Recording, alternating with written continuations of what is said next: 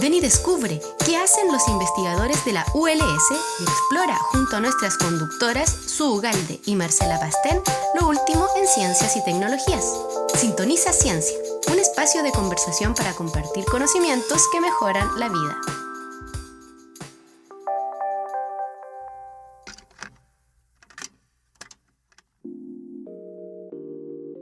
Hola, esto es Sintoniza Ciencia, un espacio dedicado a la divulgación científica de la Universidad de La Serena.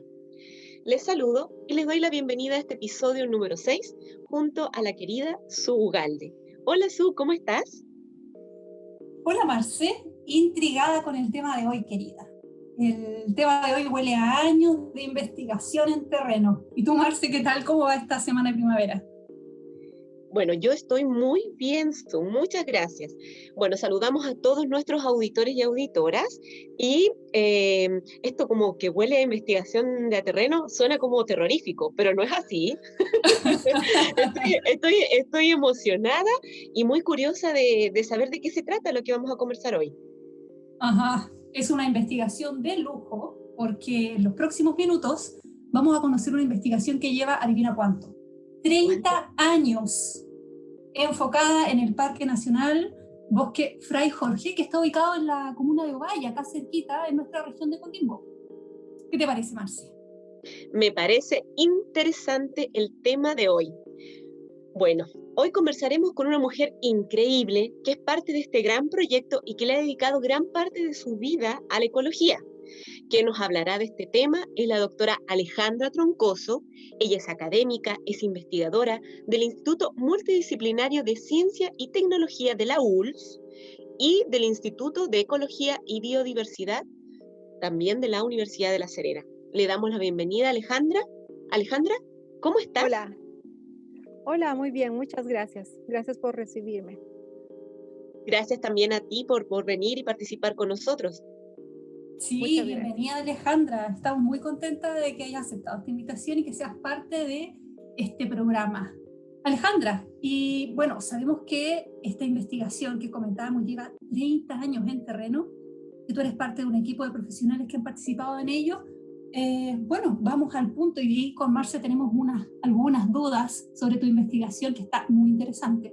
Cuéntanos, ¿cuáles fueron las condiciones o particularidades que posee este Parque Nacional Bosque Fray Jorge para que la investigación que ustedes llevan a cabo se mantenga durante 30 años consecutivos en ese mismo lugar? Bueno, las condiciones son diversas, tanto las condiciones ecológicas, geográficas, así como las condiciones de infraestructura y de institucionalidad. Este proyecto se gestó, de hecho, el año 1987, cuando el doctor Julio Gutiérrez estaba ya trabajando como académico en la Universidad de La Serena y estableció una colaboración con un investigador de Estados Unidos de la Universidad de Idaho, el doctor Peter Messer, quienes presentaron una propuesta a la National Science Foundation, que es como el Fondesit de Estados Unidos, donde propusieron replicar experimentos ecológicos del desierto de Norteamérica, buscando si es que los mismos procesos regulaban los ecosistemas de desierto, básicamente. Su pregunta se centraba en, ¿pasa lo mismo en Chile que lo que sucede en los desiertos de México o en Estados Unidos? El doctor Peter Messer, de hecho, llevó unos años antes viviendo en Chile, haciendo su postdoctorado en la Universidad Católica. Vivió el golpe de Estado del 73. Entonces él ya conocía el sistema, conocía el paisaje, había estado trabajando a principios de los 80. Entonces cuando Julio Gutiérrez regresó acá a la región, producto de que él también hizo sus investigaciones allá en el desierto de Chihuahua, buscaron replicar esos experimentos de monitoreo a largo plazo acá en el matorral de Fray Jorge, porque además el matorral espinoso estaba muy bien conservado a pesar de que había sido usado en agricultura el siglo pasado, pero ya era un parque nacional en ese momento. Entonces las condiciones se dieron en esa situación donde Peter podía proponer un estudio desde la distancia en Estados Unidos, aliado con un colaborador local, que era don Julio Gutiérrez. Y es ahí que cuando obtuvieron el financiamiento, el 89, pudieron establecer este primer experimento ecológico en el matorral. Y claro, suena extraño que por qué no en el bosque, ¿no? Y es que en realidad el matorral de Fray Jorge es todo un hotspot de biodiversidad. Más de la mitad de la flora presente en el matorral es endémica, es decir, que solo existe en Chile. Por tanto, se dieron condiciones muy particulares para que las preguntas ecológicas de ese momento llamaran mucho la atención en general dentro de esta red de colaboración. Muy interesante saber que este tema de estudio, como es el matorral del bosque Fray Jorge, tiene flora endémica y también fauna, ¿tiene fauna endémica también, Alejandra? Sí, sí, sí, tiene especies endémicas. Cuenta con variados artrópodos. Hay algunas especies también de lagartijas, de em, micromamíferos. Tiene fauna muy particular aquí en la zona, especies de aves también que son endémicas. Tiene una rica flora y fauna en general todo Fray Jorge, ¿no? Considerando todos los ecosistemas. En cuanto al matorral en particular, tiene un sistema muy bien estudiado de las interacciones ecológicas entre las plantas y los animales. De hecho, Peter se dedicó a estudiar la dieta de los pequeños mamíferos en el matorral espinoso de Fray Jorge ya por el 81, donde publicó de qué se alimentaban, qué plantas consumían, qué semillas, etcétera. Entonces, eh, el siguiente paso era determinar en qué medida este ecosistema de desierto estaba siendo regulado, ya sea por la vegetación, lo que se conocen como los efectos ascendentes de la trama trófica, primero las plantas, luego los consumidores, luego los depredadores, o si es que los efectos descendentes, o también llamados top-down, si es que están regulados por las especies tope en la trama trófica, ¿no? Si es decir, que los felinos o los zorros son los que regulan el ecosistema. Entonces ellos querían comparar quiénes tenían un mayor efecto sobre la dinámica de las poblaciones, las plantas o los depredadores en particular. Entonces ellos estaban buscando este tipo de preguntas en cuanto a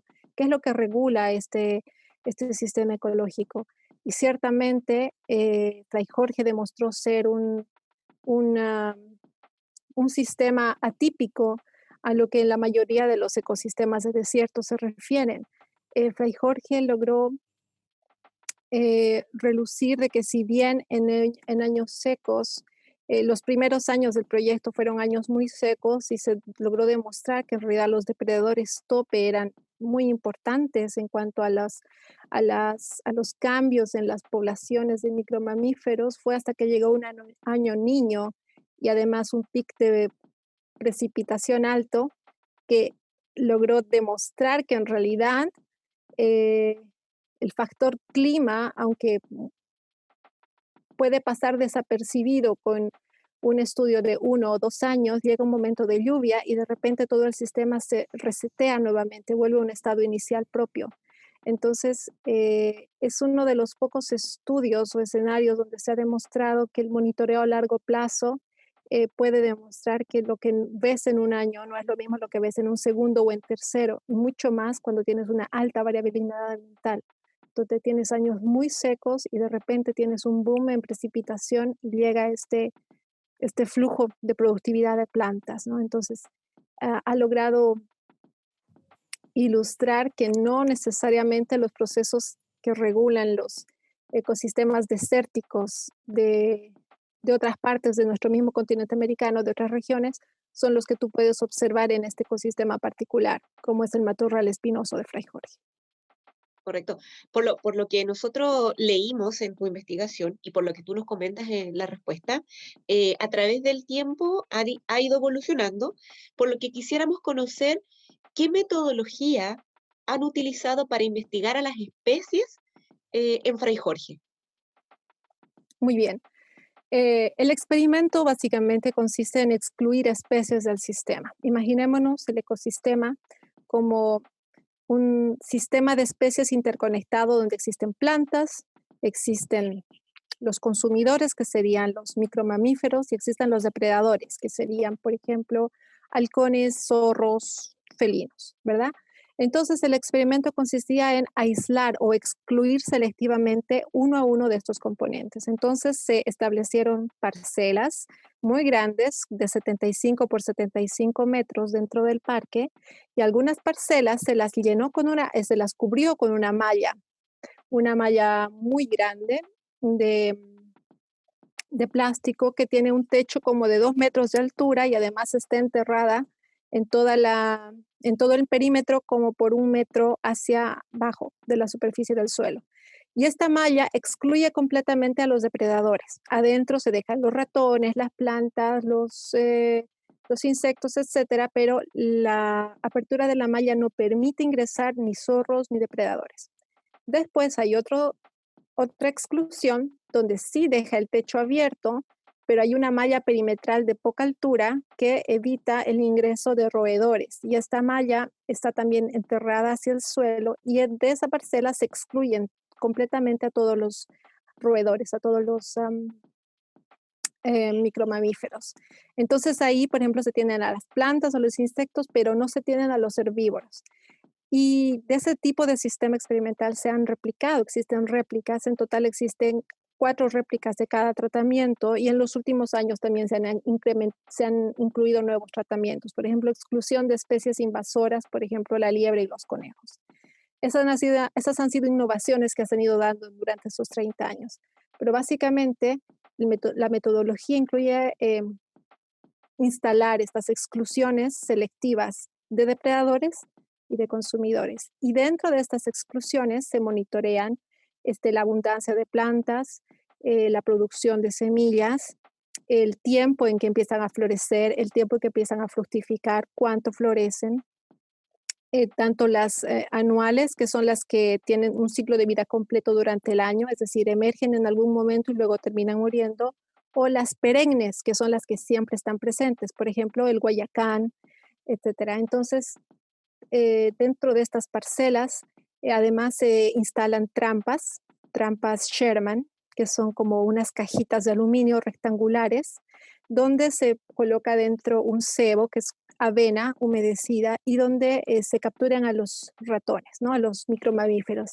Cuando los micromamíferos ingresan a estas trampas, se les colocan unos aretitos de metal numerados, porque luego los ratones se los liberan, no se sacrifican los ratones, y podemos medir, por ejemplo, la abundancia de sus poblaciones a través de métodos de captura y recaptura. Existen muchos métodos numéricos de análisis poblacional donde a través de un historial de capturas, cuántos nuevos ratones tienes, cuántas veces has recapturado un ratón, tú puedes estimar parámetros poblacionales, por ejemplo, tasas de crecimiento poblacional, si la población va creciendo, si va decreciendo, etcétera. Y lo mismo se hace con todas las especies de micromamíferos. Entonces tú puedes evaluar de forma paralela en qué medida van cambiando la abundancia de plantas, es decir, los recursos, en qué medida van cambiando las abundancias de los consumidores, es decir, de la población de micromamíferos, y también tenemos estaciones de monitoreo de depredadores, ¿no?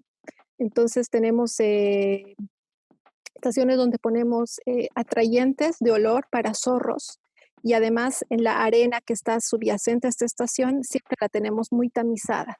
Y cada vez tenemos que ir y evaluar las huellas presentes, si es que pasó un zorro, si pasó un puma, si pasó una guiña, si no pasó nada. Entonces, al mismo tiempo, cada vez que vamos a terreno, podemos evaluar plantas, micromamíferos, depredadores. Y obviamente esperamos que nuestro tratamiento de exclusión, o sea, si cuando excluyes depredadores deberían haber más ratones, cuando excluyes a los ratones deberían haber más plantas. Y es así que vamos evaluando justamente si es que estas tendencias esperadas se replican. Y gracias a que tenemos una estación también meteorológica, podemos ver en qué medida estos patrones que observamos van acompañados de variables climáticas, si llovió, si no llovió, cuánto fue la temperatura mínima, la máxima y etcétera. Entonces tenemos todo un sistema de evaluación paralela de variables climáticas, variables en vegetación, variables en fauna y también incluso variables de suelo. Tomamos muestras de suelo, evaluamos cantidad de materia orgánica, etcétera. Es un sistema de estudio muy completo que permite ilustrar el funcionamiento de nuestro ecosistema como es un ecosistema complejo, con todas estas aristas, ¿no? De lo biótico y de lo abiótico, es decir, lo no vivo, el suelo, clima, etcétera. Y eso nos ha permitido ilustrar 30 años de seguimiento y detectar en qué medida, bajo qué condiciones el sistema queda más regulado por las interacciones ecológicas y bajo qué condiciones es el factor climático el que regula este sistema. Y eso nos ha permitido detectar cambios importantes, incluso en la jerarquía de las especies. Me refiero a que, por ejemplo, hay ciertos años en que es un ratón el que domina la comunidad, es un ratón el que numéricamente es más abundante y bajo otras condiciones es otro ratón el que sube a la jerarquía, ¿no? Es otra especie la que es la especie más abundante y la que consume más. Entonces son estas, estos fenómenos ecológicos que han definitivamente marcado la pauta en cuanto a la comprensión de estos ecosistemas altamente variables, como es el matorral de Fray Jorge y obviamente también otros sistemas de matorral que tienen estas mismas características climáticas, ¿no? En otras partes del mundo. Eh, Han sido 30 años muy productivos en cuanto a contribución ecológica, a la ciencia de la ecología se refiere. Muy clarísimo, Alejandra, cómo nos explica este gran sistema de funcionamiento, como lo llamas tú, que levantaron realmente un gran sistema para, bueno, hay cuestiones éticas también y el cuidado de las especies con las que cuenta este gran sistema. Bueno, y nos hemos dado cuenta de que en la actualidad están ocurriendo bastantes cambios a nivel global, ¿no? Cuéntanos, en estos 30 años y con este gran sistema de funcionamiento, ¿hay alguna anécdota, hay algo o algún hallazgo, algo que le llame la atención al equipo? Porque, insisto, que es un sistema donde tienen controladas muchísimas variables. Bueno, sí, o sea, el equipo obviamente es un equipo muy comprometido. Tenemos personas trabajando. Digo tenemos, aunque yo recién he llegado aquí al equipo, pero realmente es un equipo muy cohesionado que han eh, hecho su vida básicamente haciendo ciencia acá, ¿no? Por ejemplo, tenemos un técnico de campo que él vive allá en Salala, don Juan Monardes. Él lleva prácticamente 25 años trabajando en el proyecto. O sea, Oh, la contribución ¿sí? humana, sí, la contribución humana es inmensurable. En su caso, tenemos otros técnicos, por ejemplo, don Hernán, que lleva también 30 años, él recientemente se jubiló, era funcionario de la universidad, pero él ha impulsado todo lo que es el mantenimiento, el monitoreo también de los artrópodos. Entonces, más allá de los investigadores, los PI que decimos, ¿no? Los investigadores principales que escriben el proyecto, buscan los fondos, etcétera, también está todo este equipo humano que son los técnicos que van a terreno, toman la muestra, agarran al bicho y demás. Y obviamente llega a tal punto la compenetración del conocimiento del sistema que básicamente ellos dicen, ah, no, es que los Degun son muy mansos, ah, no, los Abroscomas son tan amorosos, no, este Filoti siempre está mordiendo, ¿me entiendes? O sea, ya es, Sí. uno podría decir que cada especie tiene su propia personalidad, o incluso hasta cada individuo, entonces es muy interesante, ¿no? El mantenimiento de las exclusiones, estas parcelas que yo te digo también demandan mucho esfuerzo físico, porque viene el viento, se rompen mallas, hay que restaurarlas, entonces es una dedicación no solamente en la colecta de datos, sino en el mantenimiento de las estructuras, y obviamente en cuanto a financiamiento también es una preocupación constante, porque claro, hay que pensar que cada vez es más difícil financiar estudios que son exactamente lo mismo cada año. Entonces, es también un desafío en cuanto a las fuentes de financiamiento. Los financiamientos últimamente quieren nuevas hipótesis, nuevos métodos, quieren generar patentes, quieren, ¿me entiendes? Entonces, Claro. cada vez es más difícil Bueno, en realidad eh, sí, bueno, en esta tremenda conseguir recursos. investigación, claro, hay muchísimos recursos involucrados, el tiempo de las personas también y del gran equipo que hay detrás, como comentas. Bueno, y en estos Sí, tiempos también donde la realidad del coronavirus nos ha cambiado un poco y nos ha remecido la realidad a cada uno. sí. Cuéntanos en el caso de Fray Jorge, pienso, porque claro, a todos nosotros nos ha cambiado un poquito la vida el coronavirus, pero pienso en el Fray Jorge. ¿Cuáles son los factores medioambientales que le afectan digamos, negativamente, y cuáles le favorecen al parque durante el último tiempo. A ver, de por sí Digamos, ¿en qué le hace bien y qué le hace mal al parque, ¿no? De manera sencilla. claro, al parque o al proyecto, porque Ah, claro, bueno, sí, en realidad sí, son, al son, parque, son dos lados distintos. Pero claro. me imagino, no sé, las Yo lluvias, diría que efecto del niño, exacto. ¿cómo le afectan?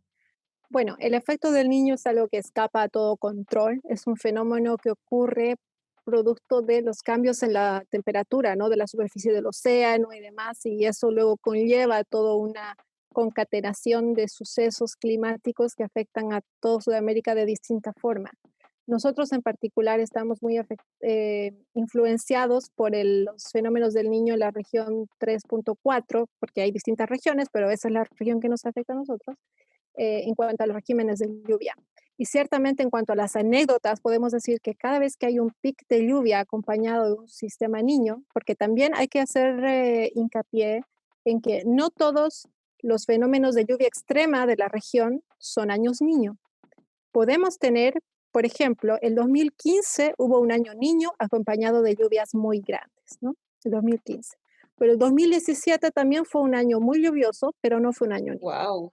Entonces, no necesariamente van de la mano. Lo que sí tenemos nosotros es que cuando hay un año niño muy lluvioso, existen lo que se conocen como las famosas ratadas. Y esa es la pesadilla de todos los técnicos de campo. ¿Por qué? Porque hay un surgimiento tal de recursos vegetativos, de plantas en general, que los ratones se disparan a reproducirse como locos, como ratones, y eso hace que en un día podamos tener 600, 700 capturas de ratones. O sea, están abriendo trampas, salen ratones, los liberan, les miden, van a la siguiente trampa, luego en la noche tienen que volver a poner y vuelven a salir ratones. Y era una locura. Él llegó a ¡Ay, me imagino! Sí, en Douglas, realidad les da muchísimo trabajo. claro, entonces imagínate, son gente obviamente son técnicos altamente entrenados en la manipulación, ¿no? No pueden demorar mucho tiempo en cada ratón, los miden, los pesan, el arete, listo, los sueltan y siguen, tienen que seguir con su camino. Y obviamente después de 30 años también los roedores son muy resilientes, o sea, la tasa de mortalidad es mínima, es significativamente mínima en comparado a otros sistemas, porque también los mismos roedores ya no se estresan tanto, yo creo que están tan acostumbrados a la manipulación y a la visita constante que no existen son muy pocos estos casos donde el roedor se estresa demasiado y hay que, ya sé, darle agua con azúcar o algo para liberarlo, o sea, el ratoncito se va y se fue tranquilo, ¿no? Incluso llegan aves a las trampas y hay que liberar las aves también. Pero bueno, entonces cuando llegan las ratadas, los chicos en terreno tienen que trabajar muchísimo, han tenido que suspender monitores en algunas parcelas porque el tiempo no les daba, porque cuando hay una ratada llegan tantos ratones y uno se puede demorar tanto en solamente revisar las trampas que pones en riesgo a los ratones de la siguiente parcela porque pueden insolarse o pueden congelarse, etcétera. Entonces, a veces hay un flujo tal de ratones que hay que modificar un poco la metodología con tal de no ponerlos en riesgo, ciertamente. Ahora, Fray Jorge en general, como ecosistema, como hábitat, está muy bien protegido. O sea, es el área núcleo de una reserva de la biosfera. Es un patrimonio intangible de la humanidad y por tanto podríamos decir que existen las políticas tanto públicas como de la propia institución de la CONAF que protege a este parque. Es un parque emblemático para toda la región. Yo creo que no hay un solo ciudadano de la cuarta región que no tenga un vínculo emocional y sensible hacia el parque mismo. Por tanto, yo diría que humanamente, en el sentido de la protección de su perímetro, está muy bien protegido. No obstante, el cambio climático, el cambio global en general, tiene una concatenación de efectos que está influyendo también en el régimen de lluvias. Por ejemplo, si uno compara la frecuencia de años niño que había antes del 2010, 2011 con los que hubieron después, hay un cambio significativo. Es decir, los años niños son menos frecuentes, pero además los periodos de sequía extrema están aumentando. El otro día hablábamos con un colega acerca de la, de la mega sequía, ¿verdad? Que ocurre aquí en el Chile central. Y es una mega sequía que tú puedes ver en imágenes satelitales donde ves los bosques templados del centro de Chile que antes eran verdes y ahora están todos amarillos. Puedo decir que afortunadamente en Fray Jorge no está pasando eso porque por un lado tienen influjo de la neblina que viene de la costa, pero además porque tiene pics de lluvia que han permitido que amortiguar un poco. En el Chile central llevan casi 10 años de mega sequía. Nosotros el 2015 y el 2017 hemos tenido pics de lluvia importantes, pero no obstante se nota en cuanto a lo que es la vegetación anual en particular, de que está yendo a una tendencia a disminuir en abundancia y en emergencia en general. Nuestras bases de datos nos lo dicen, de que sí hay una emergencia cuando llueve, pero cuando no llueve, en comparación a cuando no llovía hace 30 años, también hay una disminución significativa. Entonces, es la baja lluvia en general la que amenaza más el matorral espinoso. Y lamentablemente, según los escenarios simulados para el 2050, según los modelos climáticos, el cambio climático va a llevar a la desertificación de esta zona. Entonces, lastimosamente, por más que hay esfuerzos por conservar el Parque Nacional Bosque Fray Jorge, por mantener, por cuidar la reserva de la biosfera, los escenarios futuros proyectan una desertificación. Y es una pena porque estamos hablando de un hotspot de biodiversidad donde más del 50% de las especies son únicas para el país y están ahí en peligro. Entonces, si bien como ciudadanos podemos tener decisiones que impacten positivamente al cuidado de nuestra área protegida, como ciudadanos de la región de Coquimbo, vamos a decir, como ciudadanos del mundo, hay cosas que se nos están escapando y donde lastimosamente no hacemos presión suficiente para garantizar que haya un cambio, ¿no? En cómo se hacen las cosas como sociedad humana en un ámbito más amplio. Y lastimosamente la desertificación es nuestra mayor amenaza para toda la región, no solo el parque, sino también La Serena, Coquimbo y etcétera. Sí, que es lamentable escuchar tus palabras en el sentido de esta pérdida de biodiversidad, de ecosistema, en estas proyecciones, porque realmente a mí me duele el corazón saber cómo el cambio climático está afectando a tal grado que aún ni siquiera nosotros, seres humanos, ahora que vivientes, no nos damos cuenta. Y desearíamos que se pudiera cambiar, ¿no? Que se pudiera cambiar el escenario del que estamos conversando, porque en realidad la desertificación es un proceso que se viene estudiando hace mucho tiempo y que ya hay indicios de que sí existe, que se está cambiando. De hecho, hoy escuchamos en las noticias con sobre el tema de los incendios en Estados Unidos y veo en redes sociales que la gente también lo toma como ya un incendio, nada más. Y los tomadores de decisiones, en el caso de Trump, también sigue negando el cambio climático. Entonces, es muy potente lo que dices, Alejandra. Y frente a eso, comparto tu sentir, yo sé que Su también comparte Su. Sí, que respecto a lo que mencionas, que yo creo que, por ejemplo, estos incendios que hice en Estados Unidos u otros lugares que no sea Chile, ¿no?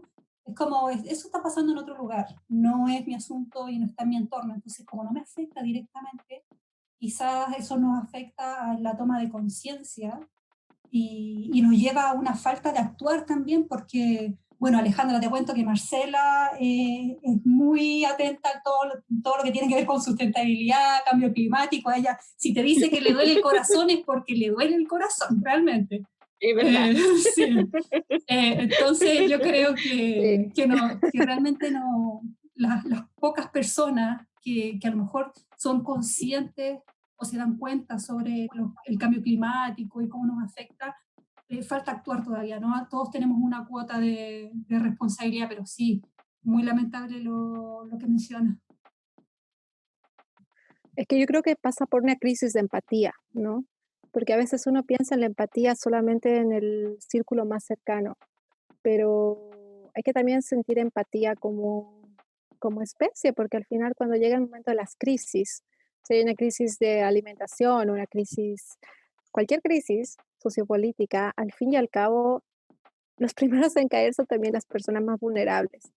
Entonces, no necesariamente el hacerte empático, por ejemplo, para ayudar a una población vulnerable, marginal, o una población que está pasando por una crisis, ya sea sanitaria específica, eh, son, son muchas situaciones de vulnerabilidad las que también van a ser las más afectadas por estas crisis, ¿no? La crisis hídrica o crisis climática, que luego va a llevar a una crisis alimentaria. Ya estamos muy apocalípticos, creo, pero es en este Alejandra, sin sentido asustar a nuestros auditores, que, por favor. claro, pero me refiero a que si bien yo puedo hablar desde mi ámbito laboral y académico, que es nuestro proyecto de investigación, también hay que ver a futuro. Primero, gracias a la información que nosotros hemos recabado, podemos simular escenarios futuros, ¿no? Que bajo qué características de régimen de lluvia o características de vegetación vamos a tener, qué cambios en el sistema ecológico, etcétera. Por ejemplo, un ejemplo muy puntual e interesante ha sido un estudio que se publicó hace unos años donde un veterinario que ahora trabaja en la Universidad Austral, el doctor Gerardo Acosta, sí, creo que es él.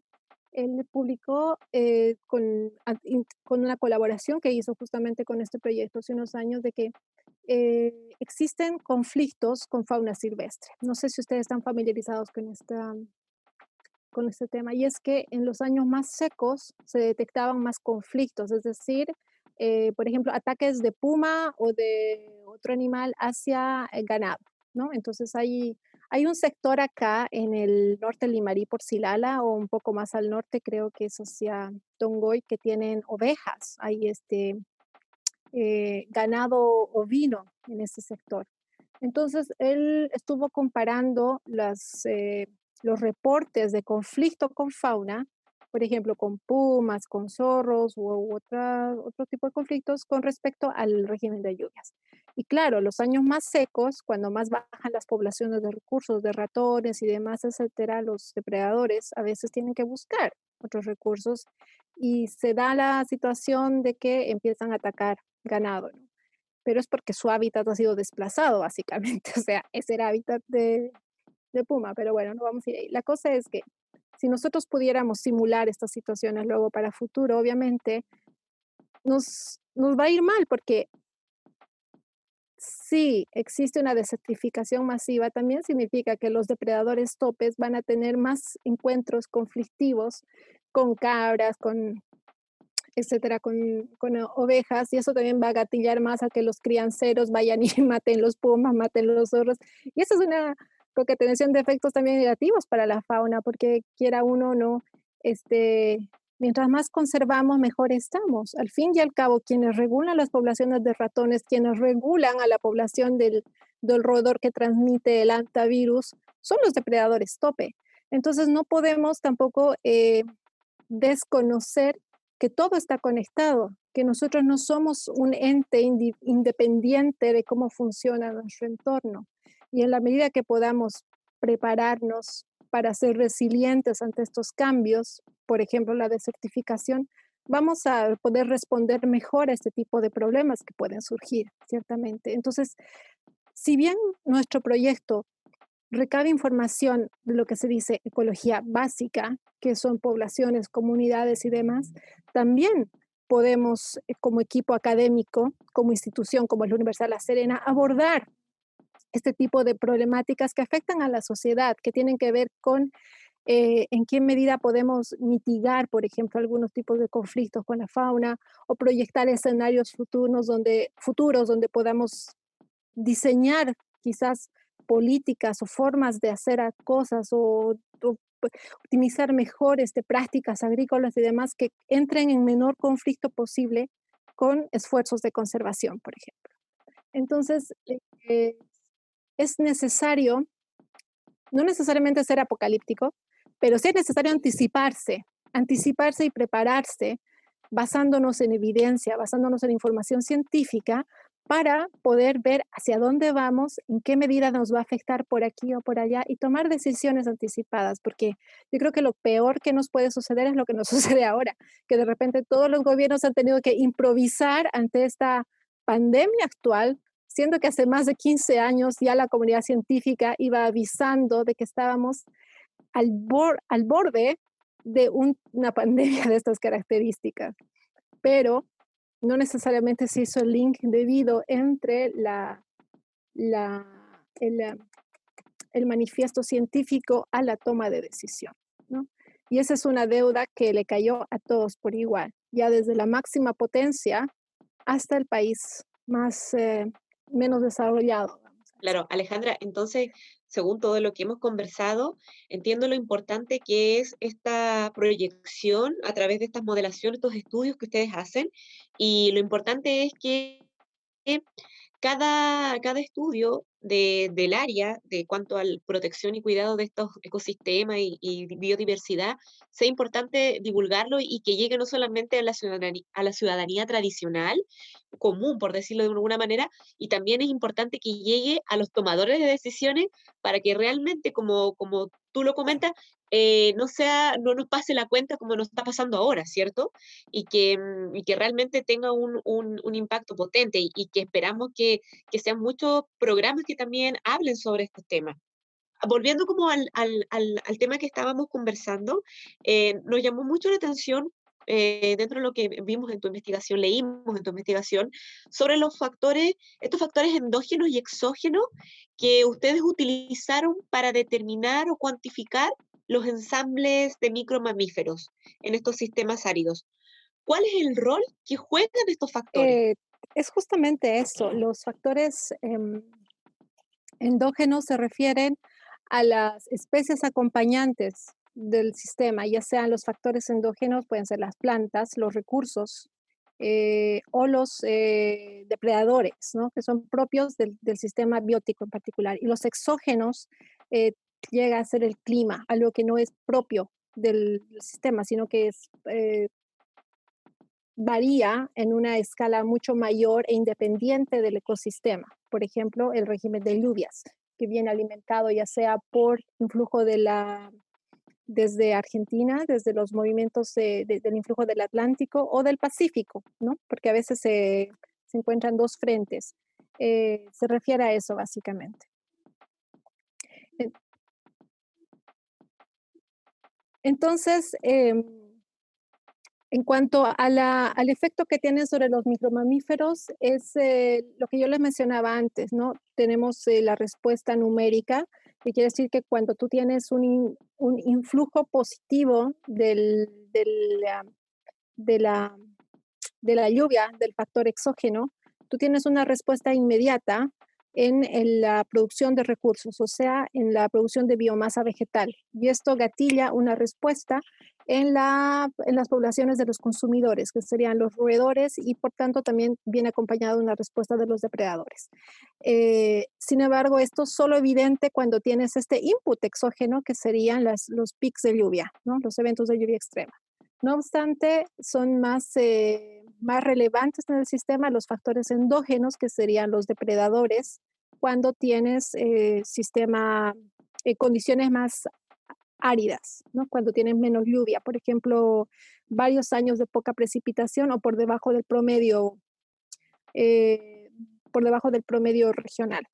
Alejandra, has mencionado varios factores interesantes y no me queda duda que en cada uno podríamos generar varios datos curiosos, ¿no? Pero cuando pensamos en el ecosistema del parque y nos situamos en ese punto de vista, ¿cuál es el rol de los estudios ecológicos a largo plazo, pensando en estos 30 años también? Bueno, las contribuciones más sustanciales, yo diría que es la colecta de información continua.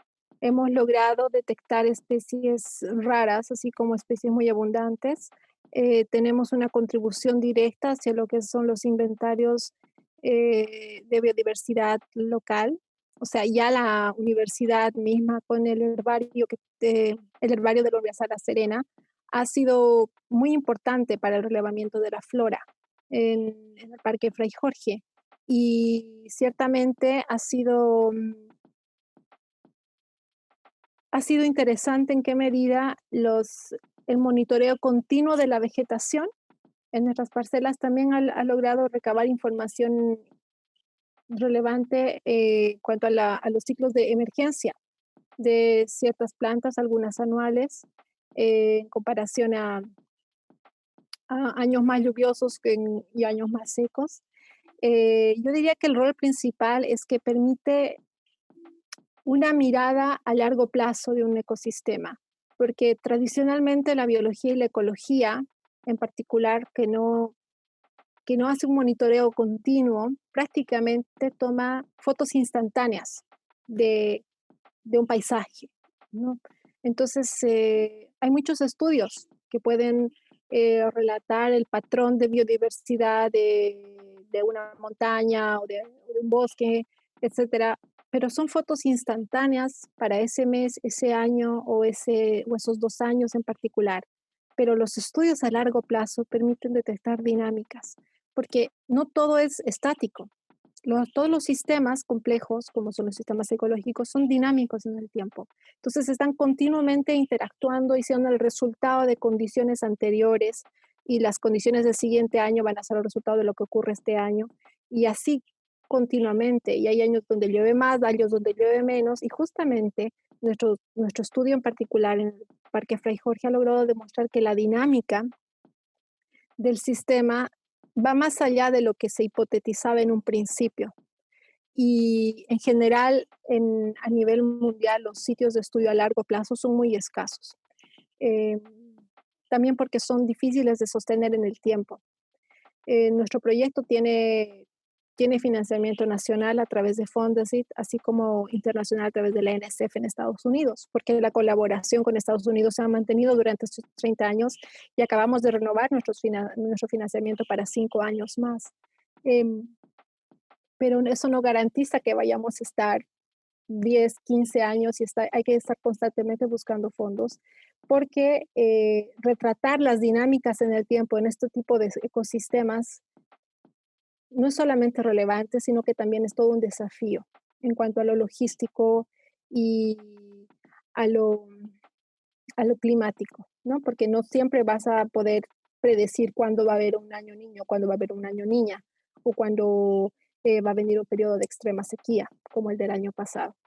Que la información que se ha colectado en el ecosistema, además, está puesta a disposición de la Corporación Nacional Forestal y estamos continuamente contribuyendo con las bases de datos que mantiene la corporación con respecto al matorral.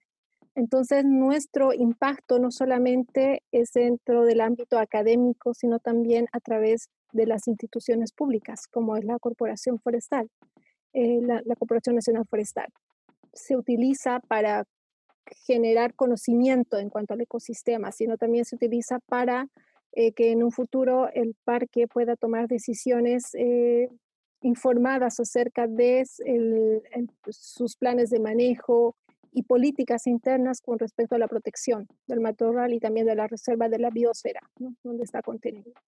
Entonces, el rol de los estudios ecológicos va más allá de lo que es la ecología misma, sino también desde nuestro punto de vista, el rol también es un rol social de integración de nuestra producción científica hacia, como decíamos antes, los tomadores de decisiones. Sin duda que para preservar el cuidado de los ecosistemas se debe financiar estos estudios tan a largo plazo como decía Alejandra, ¿no? Como nos comentaba, que levantaron un sistema de funcionamiento tremendo y dignos de divulgarlo en todas las plataformas que encontremos. Ha sido una conversación muy interesante y creo que es la investigación más larga que tiene la Universidad de La Serena.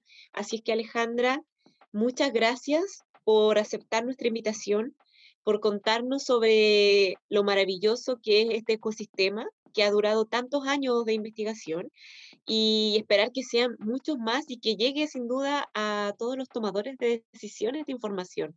Muchísimas gracias y bueno, aprovecho de contarles a todos nuestros auditores y auditoras Como siempre, que en el próximo episodio, Alejandra, y si te quedas con nosotros, conoceremos sobre la famosa ciencia de datos o data science y su rol en la sociedad y en contextos universitarios. Así es que manténgase con nosotros.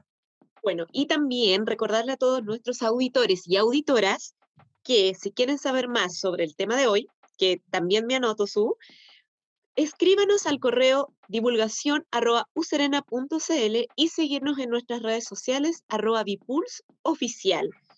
Y nosotras nos despedimos, Alejandra, nos despedimos de nuestros auditores. Chao, chao, que estén muy bien. Chao, chao. Muchas gracias por la invitación. Hasta luego, gracias.